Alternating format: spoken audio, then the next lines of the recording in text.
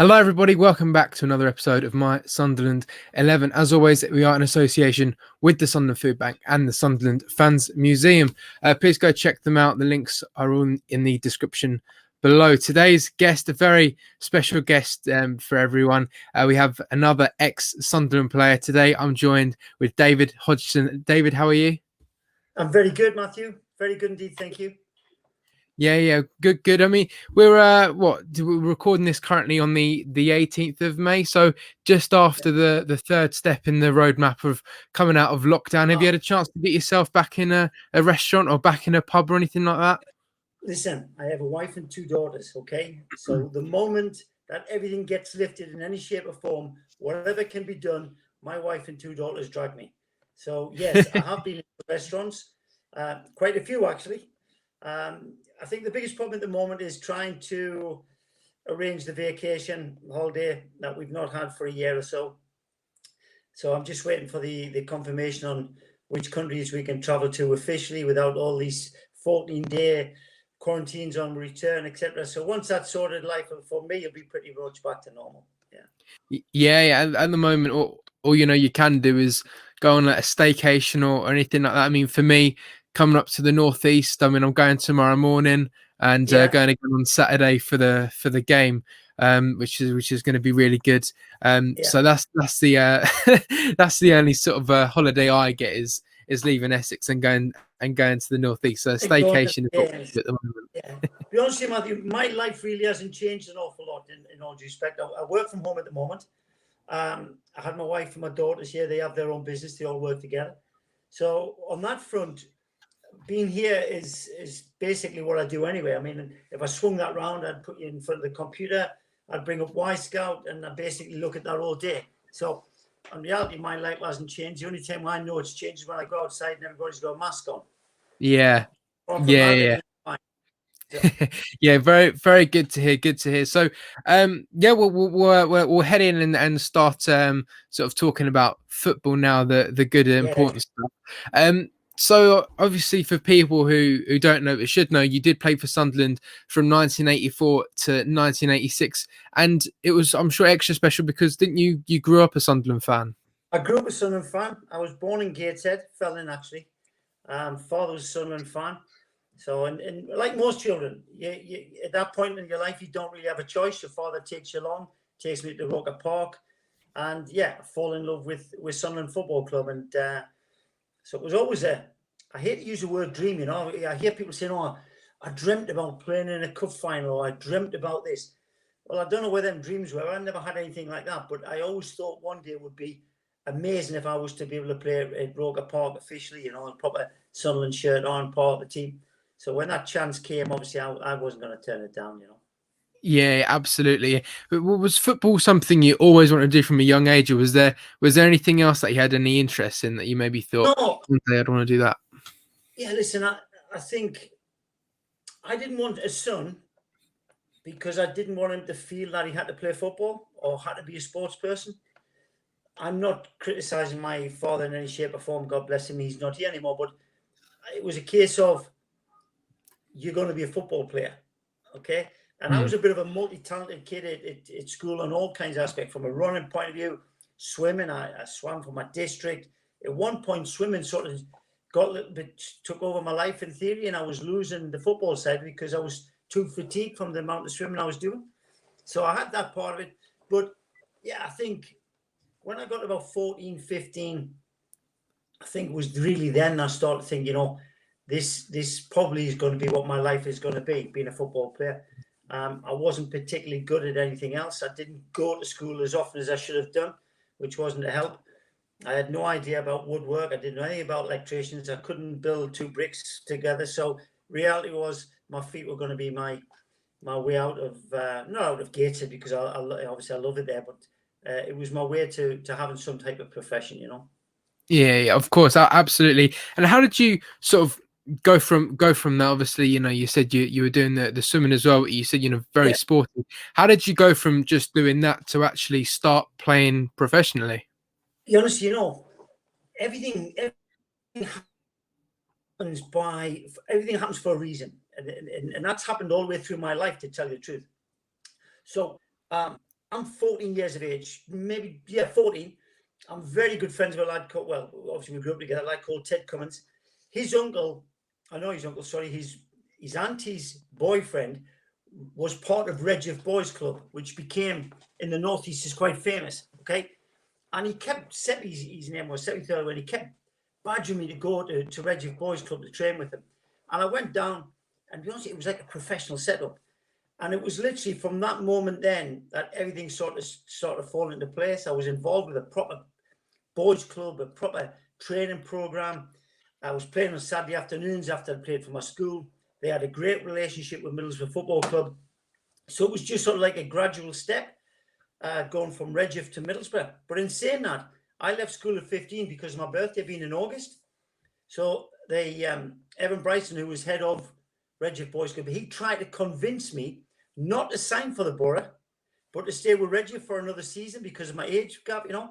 Anyway, I declined it and signed. But so mine was like a natural progression from Redgift Boys Club to the Borough. I mean, I went to lots of other clubs in the meantime and had choices of other clubs, but I ended up opting for the only club who never came in for me, didn't show any interest, didn't get offered for any trials, was Sunderland. That was probably disheartening in a way, you know.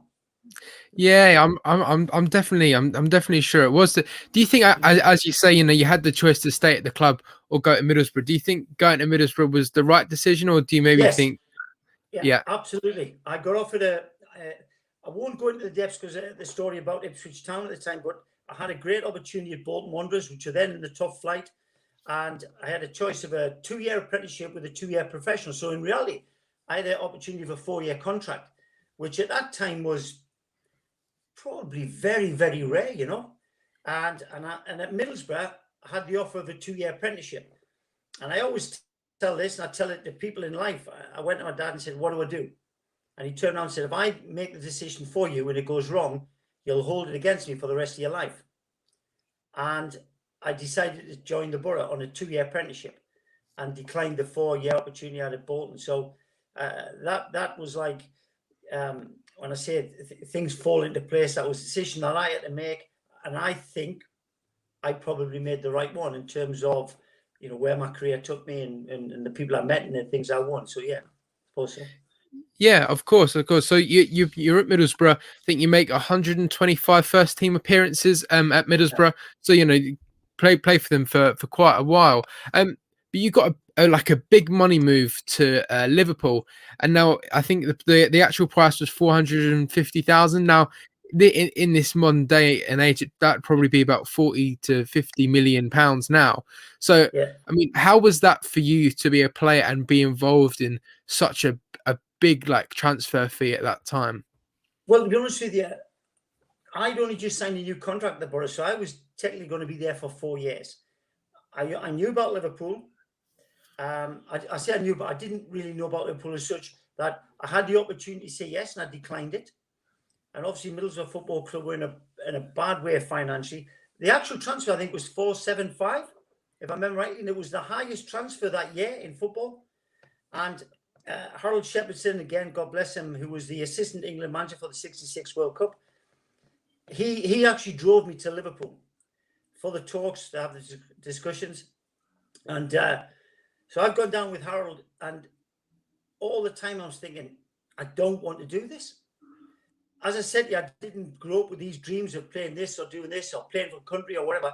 And at that point, I'd already played for England in 21s. And I got driven down to Liverpool. I sat down with Bob Paisley and Peter Robinson, who was then the club secretary at Liverpool. Sort of today, he was the Mr. Liverpool Football Club in theory. And I got offered contracts, you know, figures, etc. But to tell you the truth, they weren't even close to what I was earning at Middlesbrough. And obviously, when I put on the table what I was earning, and I actually said, and I negotiated my own contract. Somebody done it for me. I didn't have an agent. I said, that's my contract at Middlesbrough, and I want 10% more to come to Liverpool Football Club. And to be honest with you, well, I'll tell you the wage. It was £1,000 a week. It was £25,000 sign-on fee. I had a car in my contract at Middlesbrough, which Liverpool wouldn't give me because they said no player had that. But at that point, that wage, I'm 99.9% certain, was probably the biggest in football at that time, probably by a country mile, because the lads at Borough, good players, top players in the club, We're only on £500 or £600. Anyway, the bottom line was, I didn't want to go. I was forced to go because if I didn't go, Middlesbrough football supposedly would have collapsed financially, which they did a year or so later. And so I reluctantly said yes to joining Liverpool, which it might sound stupid to a lot of people, but I played from the heart. It wasn't about my head saying, you go to Liverpool, you join the biggest club in English football, blah, blah, blah. My heart was saying, I want to stay at the Borough. But there you go. Yeah, I completely understand, and I mean when you do sign for Liverpool and you're playing for Liverpool, is that always in your mind of going, do you know what, I don't really want to be here, or is it I've signed for Liverpool and do you know I've just got to do what I've been doing at Middlesbrough, or was it always in the back of your mind you're like, don't know about this? Yeah, I'll be totally honest, and it takes me a long time to admit it, but to play for Liverpool Football Club at that period of time, you had to have great mental strength. Okay? I didn't have great mental strength. My ability to play football was normally generated from the praise that was heaped upon me by Jack Charlton, my first manager, John Neal, Bobby Murdoch, the coaches, my teammates. They give me so much belief in myself that just happened naturally out on the pitch. When you go to Liverpool Football Club, and Graham Souness tells the best story ever about it, is when you go there, it's basically you. Nobody in my time at Liverpool Football Club, and I actually got off to a great start. At one point, I had 3 or 4 goals more than what Rushy had. By the way, it ended up where he had 30 more than me at the end of the season. But at that point, I can't ever recollect one single individual employee of Liverpool Football Club saying to me, you've done excellent today, or you've arrived at the club and you've played fantastic in the first 5, 6, 7, 8, 9 games. Not one piece of praise. But listen, I needed that. But at the end of the day, how can I criticise Liverpool Football Club? Because they were just serial winners. And that was because they had incredible players with great football ability, but great mental strength. All of them. A vast majority of them, put that way. Yeah, would you say that you're very fortunate in your career to have played for Liverpool? And although it may not, the going there and it might not have been something you wanted to do, and maybe your time there didn't work out how you would probably have liked it, but you were always happy that you got the opportunity to play there to see what it was like. Yeah, well, listen, Bob Paisley didn't make many. I don't think he made any bad decisions on recruitment, and it wasn't just Bob. It was Tom Saunders was his right hand man when it came to recruitment. Joe Fagan will have had a word about it. Ronnie Moran, on my first morning of meeting Ronnie Moran, he came into my bedroom. We were in Marbella. We'd gone away. I joined Liverpool whilst they were in Marbella, and he came in the bedroom, and he shook my hand. He said, "At last, it has taken a long time to get you here." So they obviously been trying for quite some period of time before that. It was just a case that Middlesbrough probably said no at the time, but on this occasion they said yeah. Anyway, the bottom line was, I was good enough to play for Liverpool. That I'll never doubt. My ability over the 125 games for the Borough proved I was good enough. I also played for England under 21s, selected when we played in the final, when others didn't, etc., etc. So I knew I was good enough, but as I said, I didn't have that inner strength, that inner belief in myself that I should be there. And when things start to go a little bit wrong, there's nobody around you at that football club to lift you. That bottom line is, it's about yourself, and I just didn't have that ability to lift myself. So this is interesting. I don't think I've heard that from Liverpool being about sort of you and sort of how very sort of little people would help to support a player. For players who've been brilliant there, were they just constantly so consistent that they never really needed an arm around their shoulder or any help? Well, yeah, that might be right. But as I said in the first beginning of the question, is they had incredible mental strength. But in saying that, it's so sad because I've watched several programs about Liverpool, and I've heard Alan Hansen saying about how nervous he was before the games. Phil Neal used to have a little glass of whiskey before a game. Rushy struggled when he first went. And I was no different. The problem was they somehow found that mental strength to deal with it. I had to deal with, well, in saying that, I'm probably being a bit of injustice. And the other side of the coin was, Liverpool football predominantly trained five-a-side. There was no physical work, okay? It was about keeping the ball, and if you didn't have the ball, get the ball back. And that was the two simple philosophies of Liverpool Football Club, which today still exists, okay? All the other sides of the training at Liverpool didn't exist in terms of after work. When you finished your session with the club, you go and do extra work. You go in the gym. You do physical work on a Tuesday, running sessions. Liverpool didn't do anything like that. And all that was all part of my game. That was something I'd been brought in from 16 years of age, right to the point of joining Liverpool. I would do extra sessions, extra running sessions, one-on-one sessions with the coaches. Nothing like that exists at Liverpool Football Club. But at the same time, how can I criticise them when they won everything? It's impossible. Yeah, absolutely. It's strange. I think it's what people say about some football clubs. You know, Sunderland in particular. It takes a certain type of person to play for the club, and if you're going to be really successful. So I think that's what you're sort of describing. Of, you know, if a player comes in and they sort of tick all the boxes that like that club needs. You know, that mental strength. They're you know, because as you say as well, an important point is you had the ability to play for Liverpool, but it was just those other things that the club the club required that maybe you didn't quite sort of fit into. Yeah, which is true. I mean, but when I left Liverpool to come to Sunderland, which we can we'll touch on probably later on in the conversation, Joe Fagan, who was then my manager, Bob had handed the reins over to Joe. Joe's words to me were when I signed, Hodgie, you've just made the biggest mistake of your life. Okay? He never told me why.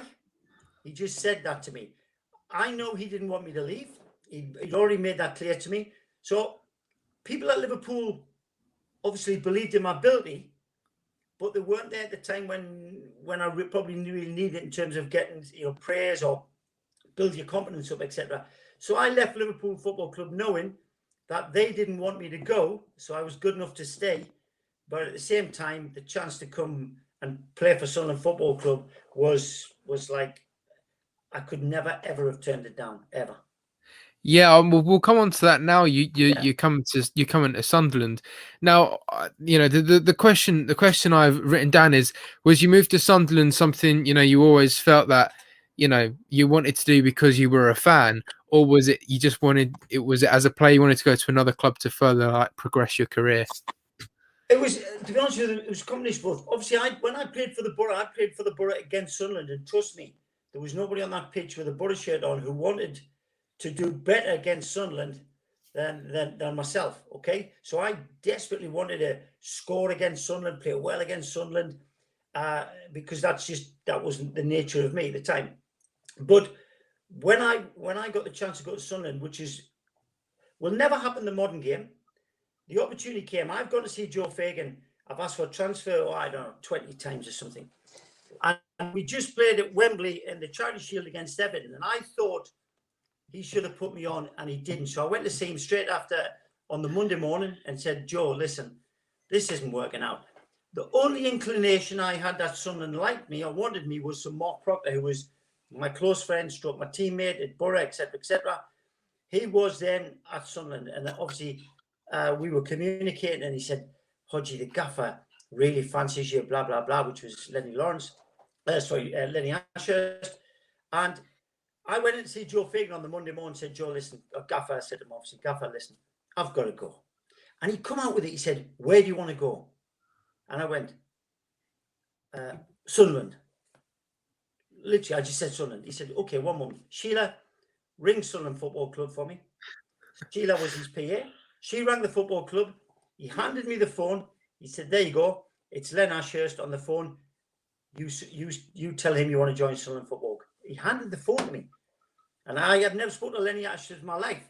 And I said, hi, Lenny, it's Dave Hodgson, blah, blah, blah. My gaffer, I'm here with my gaffer. He's asked me which club I want to join because I've asked to transfer. And I've said Sunderland. And he's told me to ring you. So I'm ringing you to ask you, do you want me to come to Sunderland Football Club? And he said, put Joe back on. Len was also a Scouser. So I put the two together. I went out the office, went to training. And when I got home in the afternoon, there was a voice message on my answer machine saying, Hodgie, I've given you authorization to go up to Sunderland. you can go tonight, you can be there tomorrow morning, have your meeting, but there's only on one condition. You do not sign until you speak to me. That was Joe Fagan's exact message on my answer machine. Unfortunately, or fortunately to be Pens, I signed and then called him. I said, "Hi, Gaffer, I told you, just to let you know, I've agreed with Sunderland and I've signed." And that's the point. He says, "You've just made the biggest mistake of your life. I wish you well, son. Take care." And he put the phone down. I never got to know why I'd made such a big mistake. But that's crazy. Yeah, they just rang up and handed you the phone. That isn't. I don't think that's something we see in modern day football. But I mean, for you, it's exactly what It's an incredible story, but it's sort of exactly what you wanted. Really, you said, "I want to go play for Sunderland," and then you handed you the phone and said, "There you go." There you go. Speak to Sunderland football. But what I should have done when I came back to Sunderland, I'd been at Borough. I didn't want to leave. Okay. I've gone to Liverpool Football Club. I'm at the biggest club in English football, at the time, biggest club in European football. Okay. And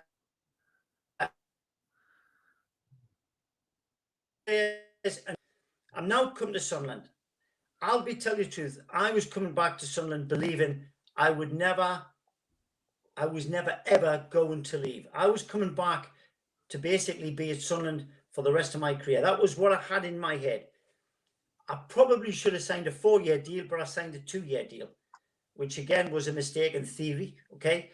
So I come back hoping that I was going to be at Sunderland for the remaining 10 years of my career in theory, if I was going to play till I was 34, 35. Yeah, of course. But I mean, as we touched on, as you touched on early, when you said there was not a player more than you that wanted to do well against Sunderland. It's interesting because I spoke to Mick Harford, and he said when he used to play against Sunderland, he always had like an extra incentive to do well, and he said it was just because it's interesting that because you from a fan's point of view who I never played professional football. There's a lot of fans who never have, and you always think if you're a Sunderland fan, they can't quite put it in their heads. If you're a Sunderland fan playing against another team, surely you try and kick the ball in your own net or something like that. But it's actually the complete opposite. Well, probably Mick. I think Mick was a Sunderland lad, if I remember rightly. Yeah. Mick was probably closer to being a Sunderland than technically I was. I was a Gateshead lad.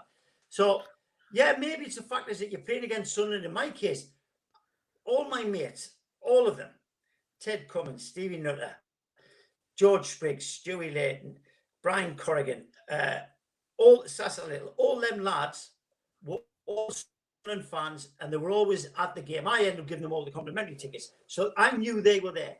My father was a Sunderland fan. He's sitting in the stand. My mum didn't go to games, but at that point, my mum had passed away, unfortunately. But so maybe you're playing to impress your mates and impress your parents, and at the same time to prove something to Sunderland Football Club that look what you missed out on, because that was while I had a Borough shirt and a Liverpool shirt on, by the way. Okay, so playing against Sunderland, yeah, you're always doing well, but you're right in what you're saying. You'd probably think you'd throw one in. Even in the youth games, it was exactly the same mentality. Yeah, crazy. Yeah, it's crazy, but yeah, it's interesting. I do see what you mean. You just want to show the club that you do really want to play for how good you can be, and I think the only way you can really get them, because that when Peter Reid signed Kevin Phillips, Peter Reid said Kevin Phillips, he came to Roker Park to play against Sunderland. He thought Kevin Phillips was brilliant, so he signed him for Sunderland. So I think that's probably how it works. Yeah, you're probably right. I mean, Kevin Phillips was magnificent for Sunderland Football Club. Probably had the best time of his career playing in a red and white shirt. But why not? Listen, Roker Park was a special place, eh? Yeah. No question about that. Obviously, the stadium like thereafter. But at the time, there was 40,000 fans would turn up at that ground, which was phenomenal. Phenomenal, yeah. Yeah, absolutely. And I just wanted to ask as well about you're coming from Liverpool, and obviously Liverpool are one of the greatest clubs sort of in the world. But then you come to another one of the greatest clubs in the world, Sunderland. What were your expectations of playing for Sunderland, and how did they actually compare to the like the actual reality?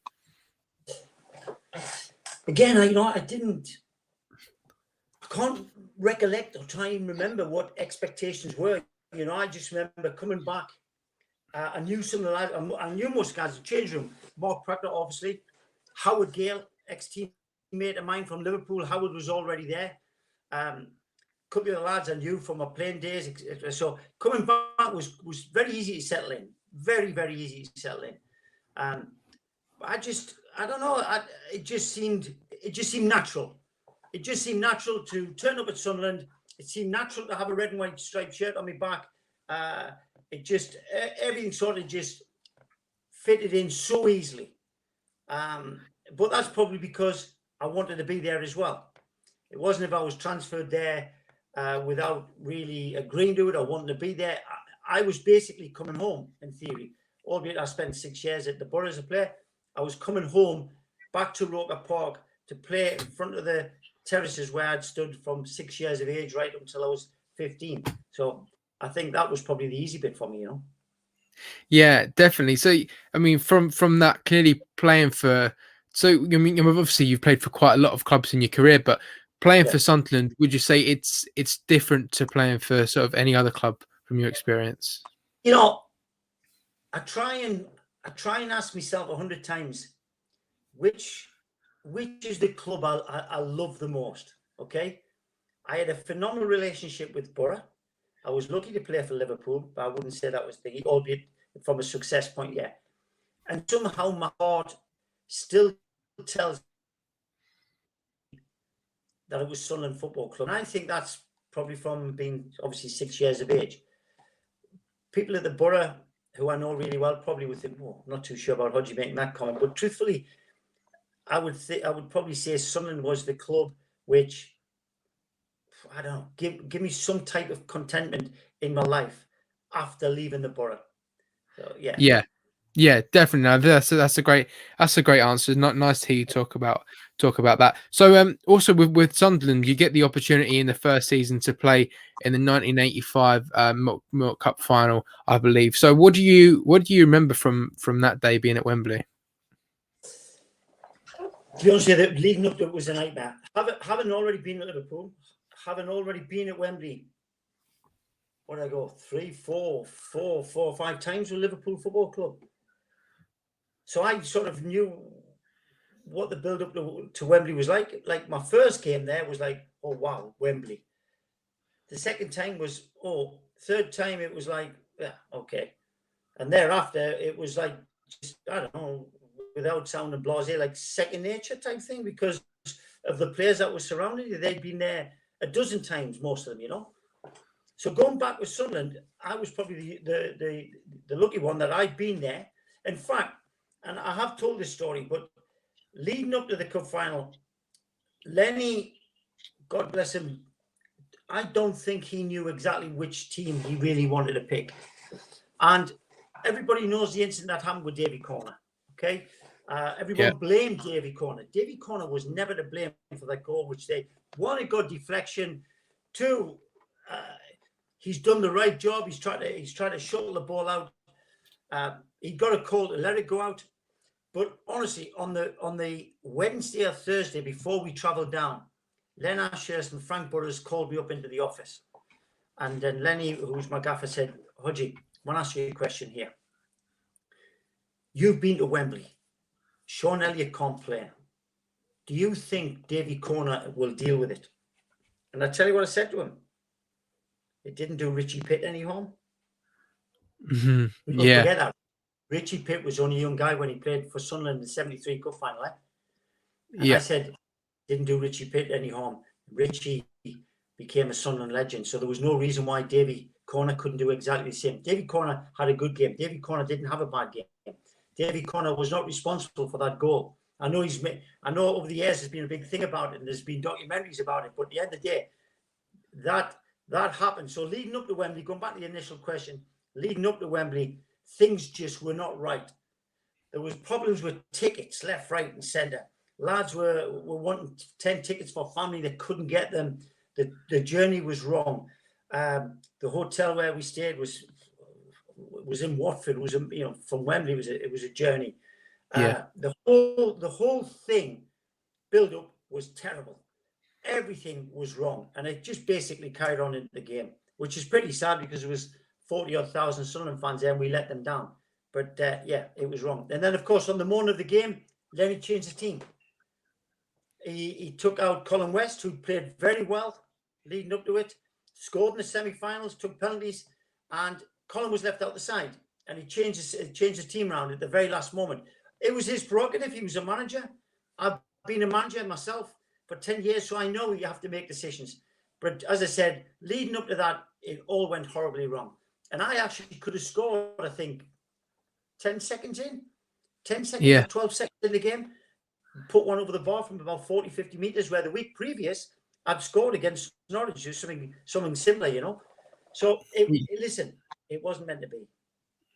No, of course not, and I think, you know, it wasn't, and what you said as well, it leading up, it just felt everything was going wrong, and it sort of wasn't meant to be.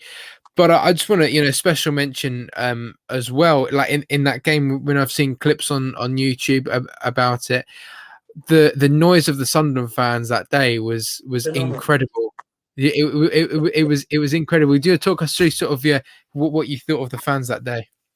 Well, again, yeah, going back to the question you asked earlier about a club that you played for in Sunderland. So I come down that tunnel and take into consideration I'd already been there, as I said, 5 times with Liverpool. I'd been there in the August with Liverpool. So, you know, it was less than a year earlier against Everton in a derby at Wembley, okay? But I remember coming down the tunnel, stepping out, and it was deafening. It was deafening. And the Norwich fans, I think, also respected the presence of the Sunderland fans, the noise they made from start to finish. Even when we were getting beat, they were still singing the hearts out. Well, you don't sing your hearts out for the lads, you know. It's always been one of those things for a football club. And it was like that. So losing that game, and obviously decline of the football club at that point, was soul destroying. Was soul destroying. Really. Yeah. Was. Yeah, it was. And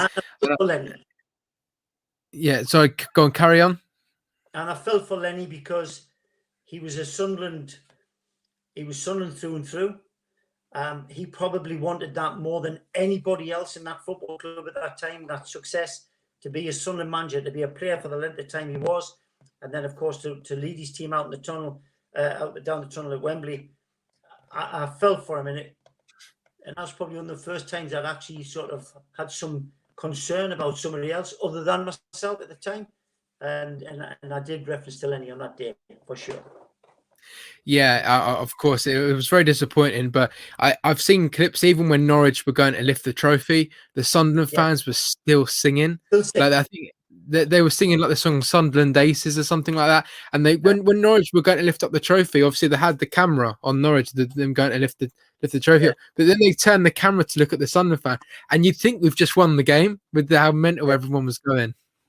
Crazy, and the other thing which I remember that was one of the directors was called Barry Beatty at the time, and he organised for us to go through the town when we got back. Well, to be honest with you, there was a few fans that were there to think it, but that was quite sad. It was embarrassing, but very sad in that, you know, the 40 or 50,000 that were crammed into Wembley were not on them streets to welcome us back. So that was pretty soul destroying, to tell you the truth. Yeah, of course, but yeah, it's still you know, the time we played at Wembley, and I mean, I think it was the fans' day really of that. They sort of made the day, even if the result didn't go the way we wanted it to. But for the rest of that season, it probably didn't go the way you probably would have wanted it to. I think it did end in relegation in the end. Yes, well, I think it all fell apart at that point. The spirit in the club went. Lenny was finding it difficult to lift the players and motivate them, so he was having a problem. Probably he put together a group of players that, in his own words at the time, were vagabonds or whatever what he said at the time, and I think that sort of came through once the cup final was out the way. We're honest. I think we focused too heavily on the cup final or getting to Wembley. We lost sight of the league, and then once we got beat at Wembley, we couldn't find it. We couldn't get the momentum back. It had gone. Lenny wasn't able to do it. Frank Burrows was the assistant. He wasn't able to lift us. There wasn't enough real characters in that change room who bled red and white. It was a group of players from all over the country brought together. So I think all those little things there were all the recipe for failing and Sunderland Football Club, getting relegated. Of course, Norwich went down as well, which is pretty strange, but they'd won the final and they still went down. So yeah, it was not a nice time. Yeah. No, absolutely not. And I think, with you saying that there's not enough people that kind of bleed red and white, and I think, saying that, I think that kind of relates to how we've dropped down into the leagues we're in now, from the Premier League, of not enough players really understanding and fitting and fitting the club. Do you sort of look back at those two times and see a lot of similarities?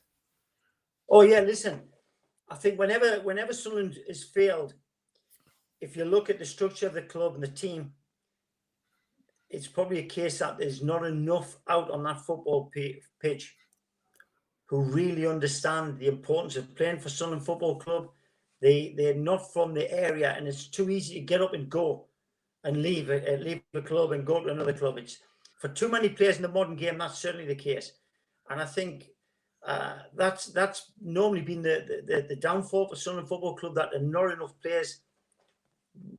Listen, they've signed some bad players over there, and I'm not being disrespectful to the players that you would determine as bad players. There's other people to blame for that as well.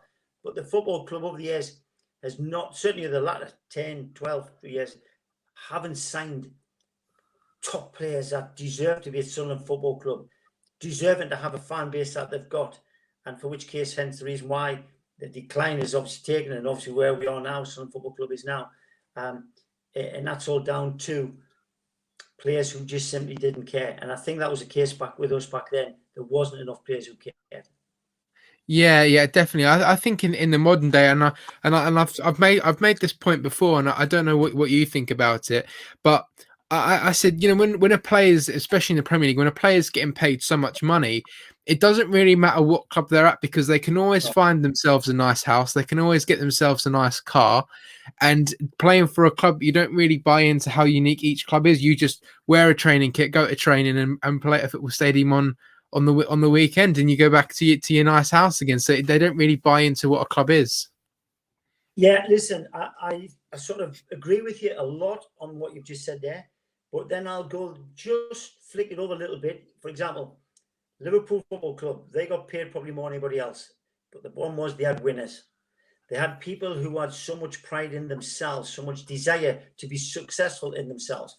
Same would happen at Man United. Same would be the case of maybe when Arsenal were the Invincibles. These were the creme de la creme players. Real Madrid, Barcelona, Juventus, etc. They've got teams where players are so ruthless within themselves that when they're all put together, they become invincible. Okay, they become winners.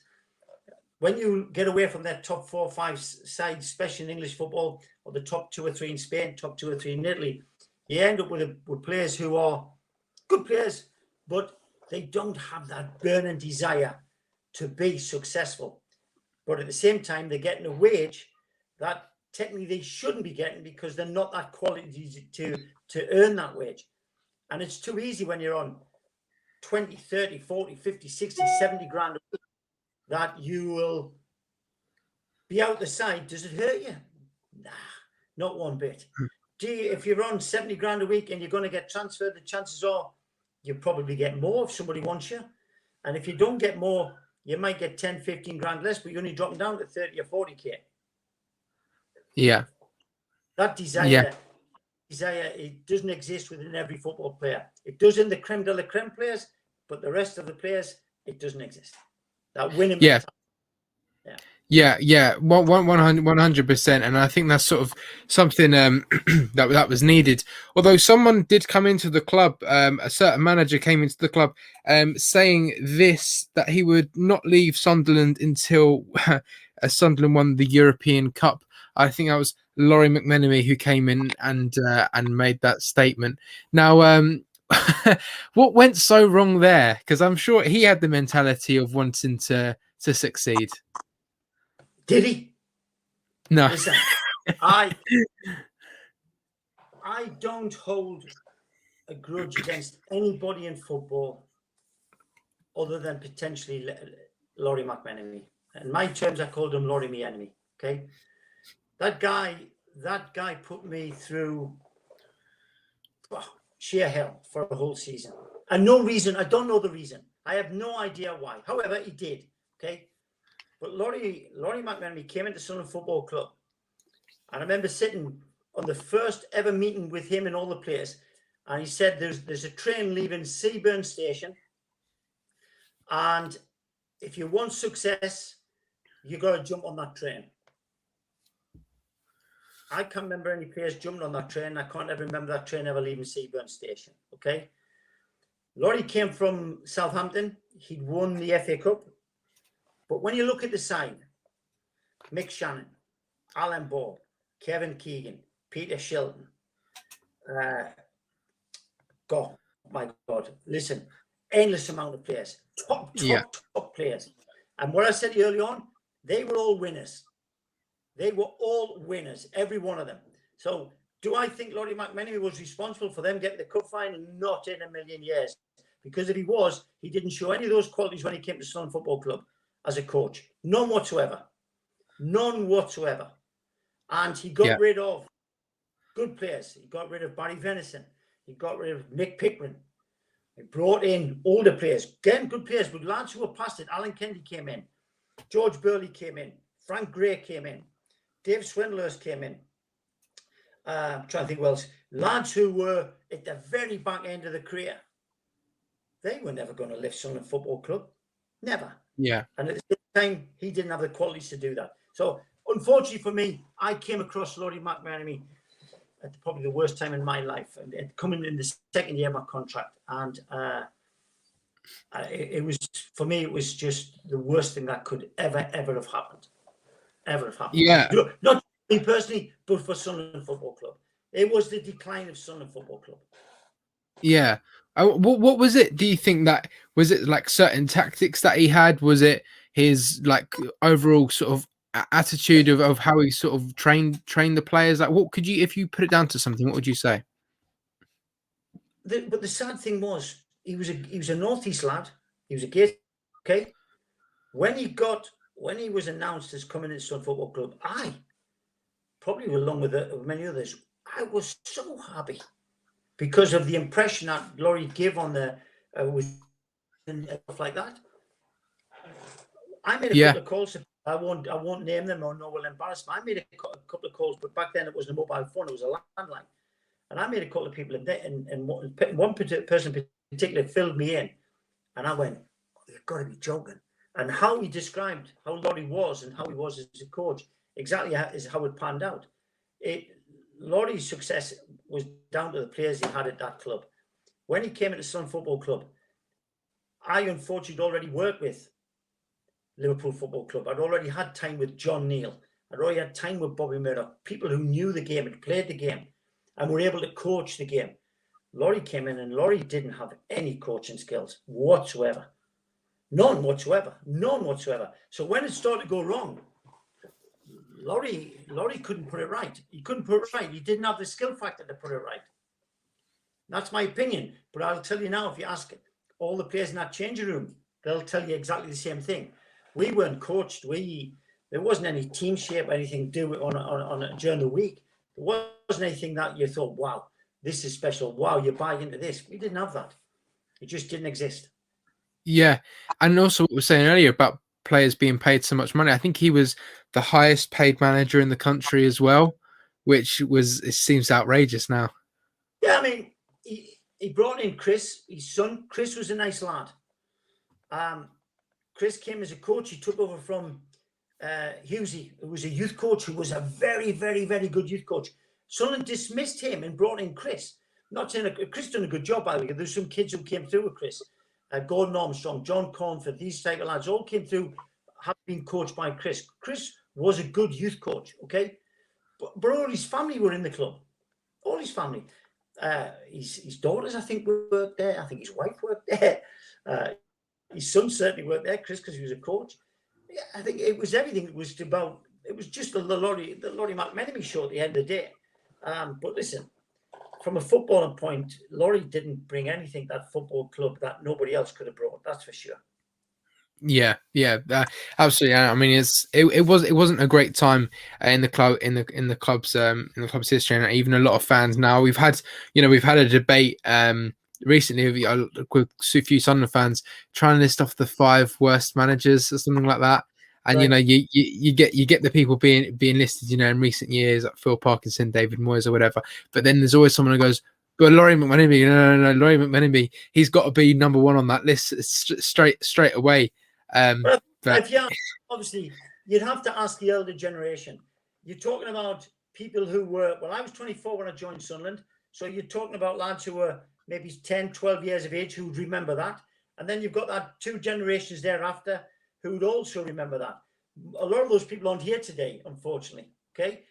So I listen, it's irrelevant what I think who is the worst at Sunderland Football Club. The bottom line was, during my time at Sunderland Football Club, I had the worst period of my life under Laurie. That's for sure. yeah, well, no, it is a shame to sort of hear that, but I mean, it's playing for Sunderland. I mean, you got to do it in your career, Yes. at least, which is the main thing. Well, I got to play for Sunderland Football Club, the club I supported as a child. I got to play at Wembley for Sunderland Football Club, which not many kids get the chance to do, to play for the team that they supported at Wembley, albeit it didn't go well. I got to score in the full well end. So I ticked off virtually everything I could have probably wanted. I said I didn't dream as a kid, but I ticked off all the things that probably as a child growing up, you would have wanted to do. Well, I did them. So from that point, I was very, very lucky, extremely lucky. Yeah, definitely. And your time after that season with McMenemy, I think your time did come to an end. I think was the decision leaving, was it something that sort of you took, of going, I need to move on from this, from what's going on here, or was it someone else's decision, or how did you actually come about leaving the club? It was Laurie's decision. I remember going up to his office, as all the players did who were out of contract. And as normal, he kept me till the very, very, very, very last. So I was there when everyone was all the way home, gone. I was still at the ground waiting to speak to Laurie. And I went in, and Jeff, Jeff, I'm trying to think the secretary's name. I don't think they knew that Laurie Mack was going to free Dave Hodgson. By the way, I played most of this year in the reserves, but when I played in the first team, I'd done a very good job at that point. I know I did. I'm going to say that without being arrogant. The games I played, I ended up with some like 25 or 30 goals playing in the reserves. Okay, so I'm going into that meeting with him, knowing 100% knowing that I was leaving, 100%. Yeah. But I'll tell you now, when he sat in front of the club secretary and said, "I'm letting you go," the club secretary's face, and I wish I could remember his surname now, it's escaped me. He was shocked, because they just bought me only 2 years earlier for a lot of money for the football club. And then all of a sudden this chap's saying, "I'm letting you go."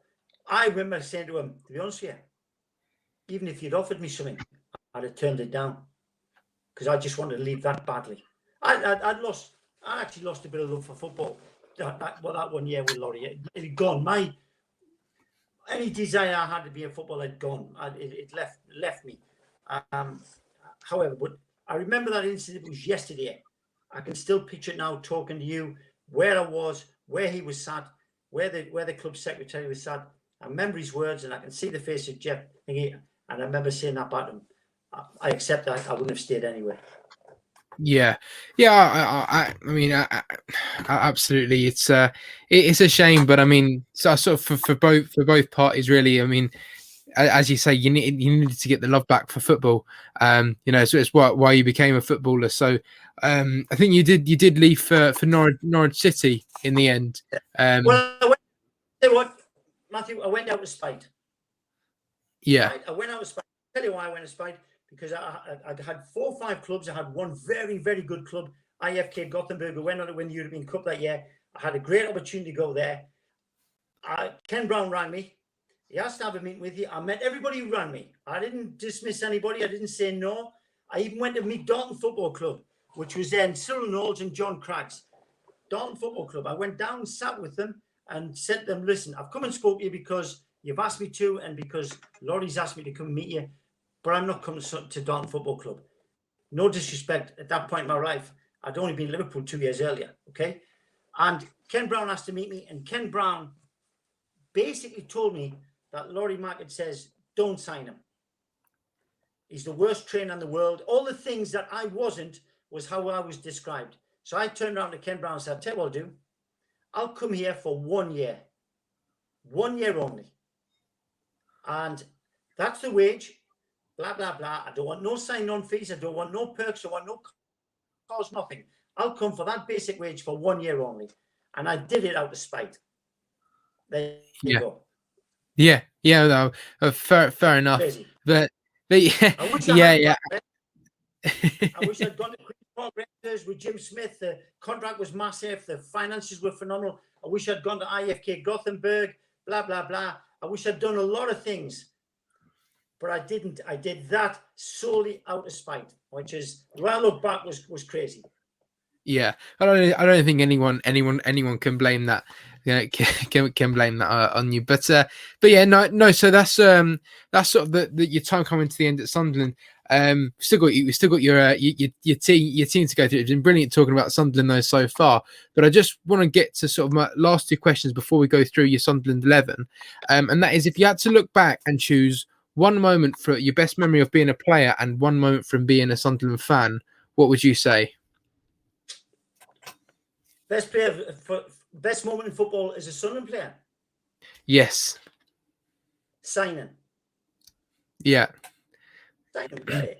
Everything thereafter sort of was just the norm. But turning up at Roker Park at 7 o'clock in the morning with Lenny and signing was probably the special moment. Going to Wembley was wonderful, of course.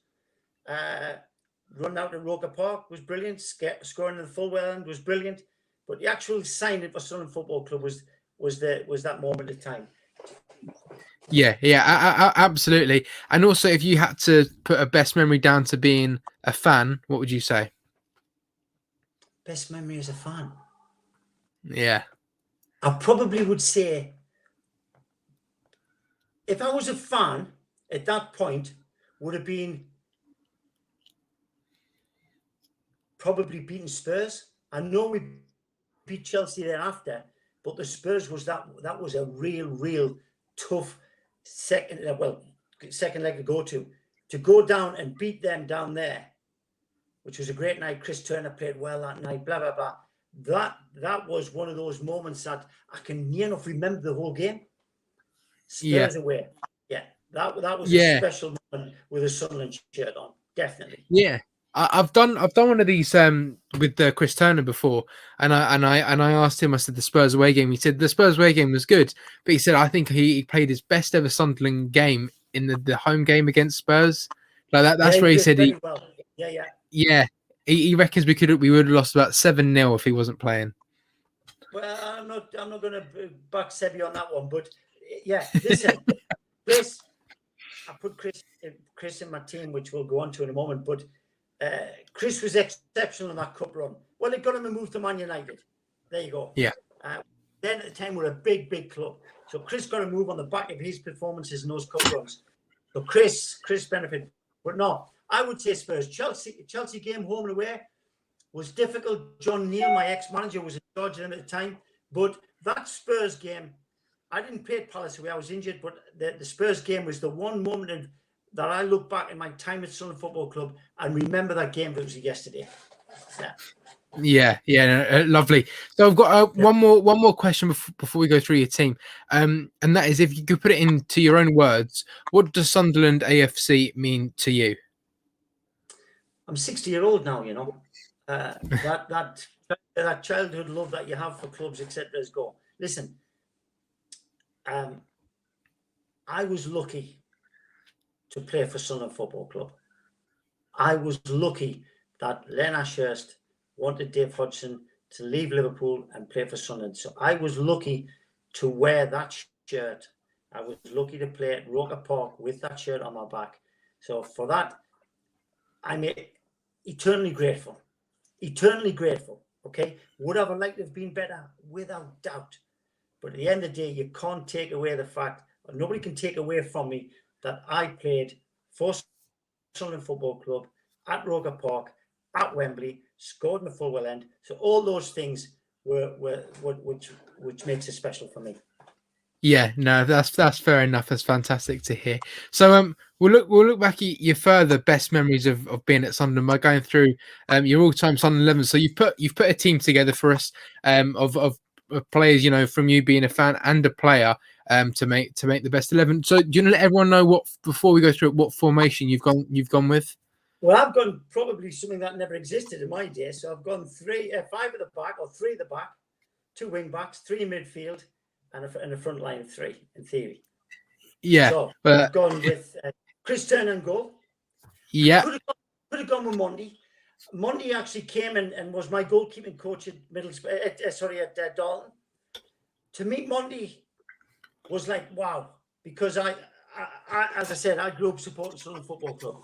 So I put Chris in goal. Why? Because of them performances there, which Chris said Chelsea. I thought Spurs. No, Chris said Spurs. He played fantastic in Chelsea. He played obviously in the games previous to that. He was exceptional. So good, in fact, is he got a move to Manchester United on the back of his performances. So I put Chris Turner in. Then I'm going to go with 2. That's fair. Go on. Yeah, no, I was just gonna say no, that's fair enough. With Chris Turner, fantastic goalkeeper. But yeah, no, go carry on. So right back, I'm going to put Barry Venison in. Yeah. I thought Venice was better offensively than he was defensively. Okay. Young lad, went on to play for Liverpool, went on, I think, play for England, played for Liverpool in cup finals. Young lad at the time that Laurie should never have got rid of, should have kept at the club. Sunderland fan, local lad. They were the type of things that we talked about, that the football club needed those type of people. So Venice at right back, no question. Then I'll go to the other side, and someone very, very similar to Venice, probably a better athlete in theory, was Nick Pickering. Again, not the greatest defender, wasn't part of his makeup, but a great engine. And love Sunderland Football Club.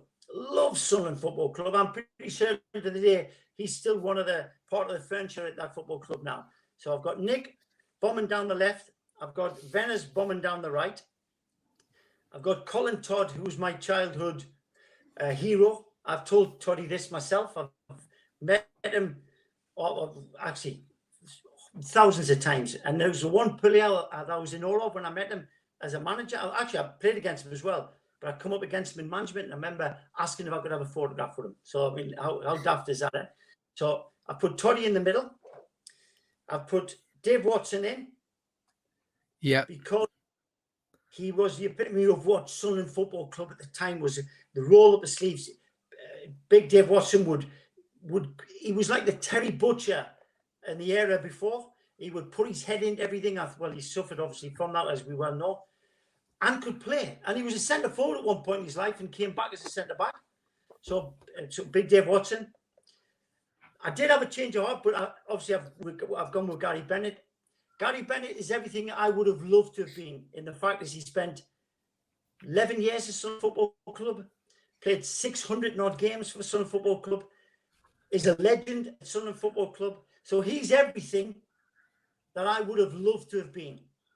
And all yeah. He ended up being a teammate, and he worked for me at Dalton. He was one of my coaches. He was one of my players, and we're still close to this day. So Benno, again, was not an awful lot got past him. He was a very, very good defender, and liked to play with the ball as well, by the way. So you got Toddy, great on the ball, great football brain, great sweeper, could tackle, could head, could pass. Then you've got 2 guys who could defend either side of him, and then you step into midfield. I'm always going to put Mark Proctor in, because everything I achieved in theory in football when Proctor was on the pitch we invariably came through him. We were a bit like telepathic. So I've gone with Mark Proctor. Again, great passer of the ball. put a ball on a sixpence if he wanted to. Good engine on him. Had a problem with Son with injury. Probably Sunderland fans didn't see the real Mark Proctor. So there. So I've got with Bobby Kerr. How couldn't I? 73. Again, I stood in the terraces and watched him. Small, tenacious, little so-and-so. Great leadership quality. So if you've got Colin Todd behind him, who's got great leadership, then you've got Bobby Kerr just in front of him with equal qualities, but leadership in terms of being able to dictate the play, being able to pull players around, great voice. And of course, he is a Sunderland legend. So I've gone with him. Then I've gone with, if I remember, I've gone with Dennis. No, I've gone with Clive Walker. Gone with Clive on the left. Yeah. 3. What reasons being is Clive had great work ethics. Clive was happy to get back just as much as he was going forward. Technically very good. Again, great passer of the ball. Would chip in with goals. But he had a bit of everything, Clive. He's probably more of a natural winger. But I think with this open space on the left-hand side of midfield and his ability to get forward, I would have him in my side all day long, out of a Sunderland side that I watched or played with. So then I go into the front line. So I went Dennis Stewart. Again, Dennis was somebody I grew up supporting as a kid. Watched him play. Became friends with Dennis later on in life, etc., etc. Goal scorer. Technically good. He actually went on to play. He went on to play for England as well. He went on to play with Man City. He got cup finals, etc., etc. So Dennis went on to another level again. I think I went with centre forward. I'm trying to remember now. Marco. Yeah, Gabbers. My apologies. I was trying to think of my side. So Gabbers, I managed him. Okay. He was a goal scorer. I know him and Gatesy had a great relationship. But Gabbers was a goal scorer. Not the greatest work ethics, but when I looked at when I put the players around him, like when I brought Marco Gabbiadini to Darton Football Club, Marco Gabbiadini had the best scoring period of his career. And I built a team that supported him and provided him with a ball. Well, all those players that's on that pitch there right now were capable of supplying the ball to Gabbers. Every one of them, whether with crosses, whether it be passes in between centre halves, passes down the channel, anything that you give to Gabbers round the box, he would finish. So so Marco Gabbiadini. I could have gone with Vic Hallam out of childhood dreams type thing. I could have gone with Billy Hughes, God bless him, who's no longer here, who's then fantastic for Sunderland Football Club. I could have gone with, I didn't play with him, but he played for Sunderland, Kevin Phillips, as you pointed out. Phenomenal. Could have gone with Gatesy, who I did play with. Eric was great. Didn't have a great time with me at Sunderland. He would hold his hands up and say that. He did thereafter when obviously Laurie left. And Gabbers, phenomenal. Yeah, that's fantastic. That's your team going along the bottom there. It's a fantastic team, and it's not difficult. It's it is very difficult, I think, to try and narrow down 11 players to choose. With all the players that you could have possibly picked. So you've done quite well there. But obviously, with every team, you need a manager. So do you want to tell everyone who you've gone with to manage this I've got team? with Peter Reid. I'd have to go with Peter Reid because I think Peter Reid, with that group of players, he give people the license to just go out and play, express themselves. But he always wanted work ethics, and all those players had work ethics, every one of them. So the work ethics and the ability to go out and express themselves, and the fact that really would motivate. I never played with Peter Reid. I wasn't any time in his in terms of from a football perspective played against him many a time. But Peter Reid for me is the type of manager that he'd get you wound up on a Saturday afternoon, which he did so many times at Sunderland Football Club. And I think all those players there would probably be fantastic under a leadership of Peter Reid. Yeah, definitely. He was such a fantastic manager, and someone, it's a shame I never got to see manage Sunderland. So the best manager I've seen for Sunderland is currently managing another team in the Northeast. But there you go, less said about that the better. But it's would be Colin West. Yes. Right now, that was talking to a few people. The one thing about Colin West was he didn't play the cup final. He was left out. I called Colin West rhino skin. Colin West could be having the worst game in the world, but when something came along like a penalty in front of 35,000 at Roker Park, Colin West would be the first person to pick that ball up. Colin West would put that ball down. Colin West would know that ball's hitting the back of the onion sack. Yeah. Wasn't the greatest player in the world. He would admit that himself. But the problem is, fantastic belief and strength in himself. And for which case then he would be number 12 on that team. Yeah, fair enough. But yeah, no, it's fantastic to hear you speak about the team. So there's your team there. You got Peter Reid as your manager. Are you happy with the team that you've picked, David? Yeah. Now listen, there's other players, some very good players. There's players I played with which were also very, very good players. Sean Elliott, for example, Sunderland through and through, missed out on the cup final. Obviously got sent off against Chelsea. So he missed out on that. Sean would have been phenomenal. Chizzy was fantastic at the time for Sunderland Football Club during his period of time. Yeah. Those are the lads like Howard Gale, etc. But that's just lads who played with me. But that side there, having you given me the opportunity to choose players that had played for Sunderland previously and players who played with me, and having the choice of picking a manager who I think would get the best out of them, then I would turn around and say, I'm quite happy with that side. I'd put that side against anybody. Yeah, I think that side could be anybody, to be honest. That's strong from the goalkeeper up to the strikers. But yeah, no, thank you very much, Dave, for coming on today. It does bring us to the end, but thank you. Yeah, my pleasure. Thank you so much for asking me. Thank you. Yeah. No worries. And one last question just before we end it. A question I ask all the guests. If you had a message for the Sunderland supporters watching now, what would you say? Oh God. What would I say? Just believe that one day, and it will happen, Sunderland Football Club will be back in the Premier League. Yeah. One day, Sunderland Football Club. It honestly, it goes without saying that one day Sunderland Football Club will be back in the Premier League. Guarantee it. When? Yeah, I don't know. I certainly hope. We don't know when, but we know eventually it's going to happen. The great, I think the saying is, keep the faith. Is that the right word that the lads up in Sunderland use? Keep the faith. Yeah. Keep the faith. A friend of mine called Barry Emerson, big Sunderland fan, always says, keep the faith. Keep the faith. They'll be back in the Premier League one day. Yeah, absolutely. I would do. We do hope so.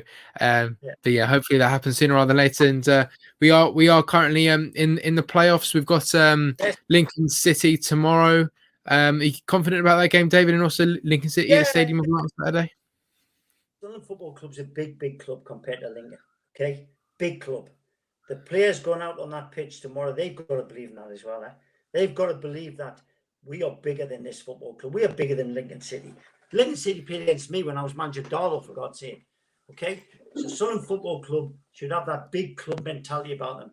They should believe in that. This is their time to get that next level up. And teams like Lincoln should not be a problem to Sunderland Football Club. They shouldn't be. No. They shouldn't. And we're also getting fans for the first time back in the Stadium of Light in a year and a half, which is going to be brilliant. Yeah, I've seen on the telly at the other stadiums as well. Not really sure how big a part it'll play, truthfully. I still think there's an element of fear within the fans. Obviously, they've got the masks on and they're not seated together as such. But listen, just to have some type of atmosphere in the ground will be magnificent, especially in away from home where the stadium is as vast as the Stadium of Light. It'll have an impact. But listen, it's about the players.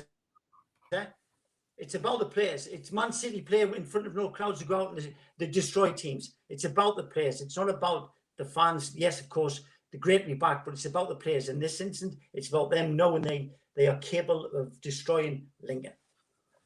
Yeah, definitely 100%. And we just hope that we can beat them and hopefully get back to the Championship and then the Premier League. One day, so let's hope Lee Johnson has them fired up and the players respond to it to go on and deliver. Yeah, absolutely. But no, thank you very much, David. And of course, the video is in association with the Sunderland Food Bank and the Yeah. Sunderland Fans Museum. So please go and check them out. Again, the links are in the description below. But yeah, from me and David, everyone take care, stay safe, all hug responsibly, because that's what the government guidelines are at the moment. Hug responsibly. But yeah, and thank you very much for watching. We'll see you in the next episode. Away the lads. When they win on Saturday, there you go. Tomorrow.